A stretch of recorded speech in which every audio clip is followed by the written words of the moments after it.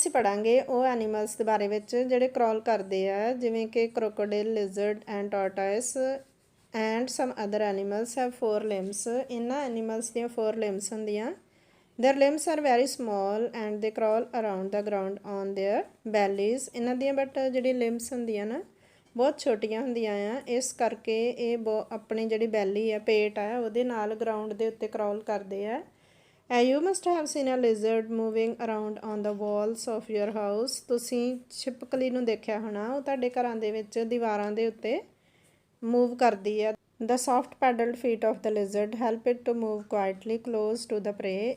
ਛਿਪਕਲੀ ਦੇ ਜਿਹੜੇ ਸੌਫਟ ਅਤੇ ਪੈਡਲਡ ਹੁੰਦੇ ਚੌੜੇ ਪੈਰ ਜਿਹੜੇ ਆ, ਉਹ ਇਹਨੂੰ ਹੈਲਪ ਕਰਦੇ ਆ ਕਿ ਬੜੇ ਆਰਾਮ ਦੇ ਨਾਲ ਹੌਲੀ ਹੌਲੀ ਇਹ ਸ਼ਿਕਾਰ ਤੱਕ ਪਹੁੰਚ ਸਕੇ।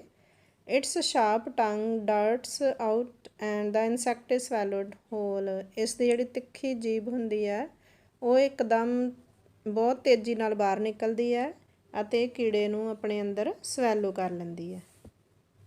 ਸਵੈਲੋ ਕਰਨਾ ਹੁੰਦਾ ਨਿਗਲਣਾ, ਉਹ ਆਪਣੇ ਅੰਦਰ ਉਸ ਨੂੰ ਖਾ ਲੈਂਦੀ ਹੈ।